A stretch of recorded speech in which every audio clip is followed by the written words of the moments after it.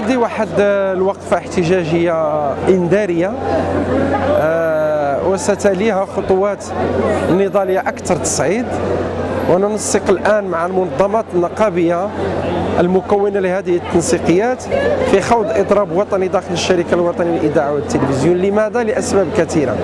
أولا، الحوار مشلول مع مسؤولي هذه الشركة، وعقدنا سلسلة من اللقاءات بدون جدوى، واتضح لنا أن المسؤولين يحاولون أن يفرغوا الحوار من محتواه.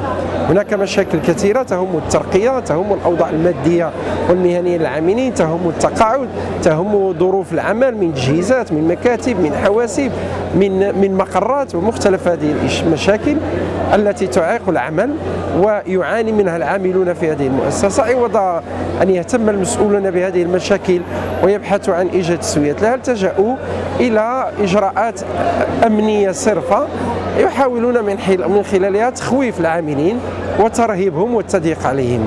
في مقر هذه الشركة وهي المؤسسة الإعلامية هناك معابر فيها حواجز. في هذه الشركة هناك كاميرات في كل نقطة من نقاط العمل لمراقبة العاملين. في هذه الشركة هناك استنطاق للصحفيين العاملين. في هذه الشركة هناك مذكرة لا تجد مثيلا لها إلا في التكنات التي تشتغل في إطار آخر تماما.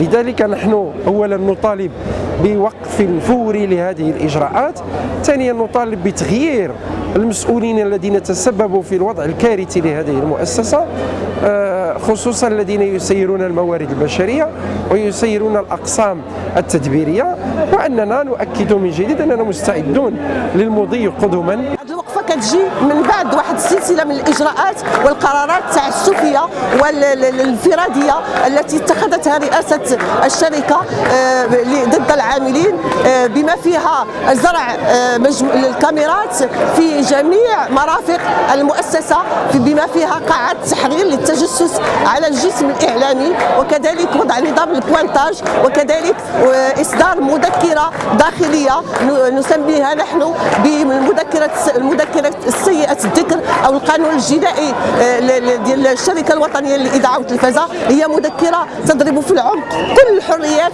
وكل الحقوق التي يكفلها الدستور المغربي، بما فيها حرية التعبير عبر مواقع التواصل، بما فيها الحق في العمل النقابي، حرية التظاهر والتجمع، وكذلك حرية المطالبة بالحقوق في الشركة الوطنية للإذاعة والتلفزة.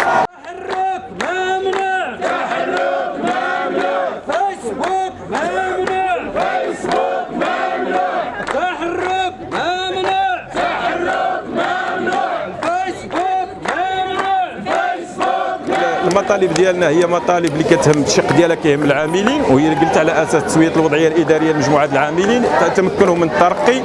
كاينه مشكل ديال التقاعد اللي كاين فيه تاخر كبير واللي خص الشركه تدارك هذا الامر هذا.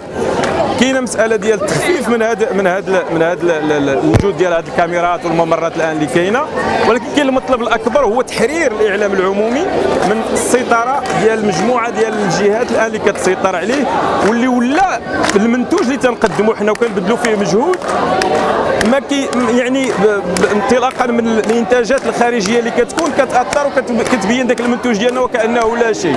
يجب اعاده الثقه للعامل الصحفي المهني داخل الشركه، واولا واخيرا يجب تحويل هذه الشركه الى شركه اعلاميه. باقي ما تحولاتش، باقي ماشي شركه اعلاميه. اللي عندنا الان عندنا شركه كتعطي مجموعه ديال الاموال لشركات معينه، والانتاج راه كيعرفوا المشاهد كيشوفوا انتاج دون المستوى، واللي كنخجلوا حتى حنا من اننا ولينا تنخجلوا تنقولوا بان كنشتغلوا في الشركه. اذا المطلب الاول والاساس هو ازاحه المدير ديال الموارد البشريه اللي كاين الان بالنيابه. ثانيا السيد رئيس المدير العام ملزم الان بفتح حوار مع النقابات، وملزم بتنزيل اتفاق 2011 و2014 اللي وقعهم هو شخصيا، واللي كان قال بانه غادي ينفذهم.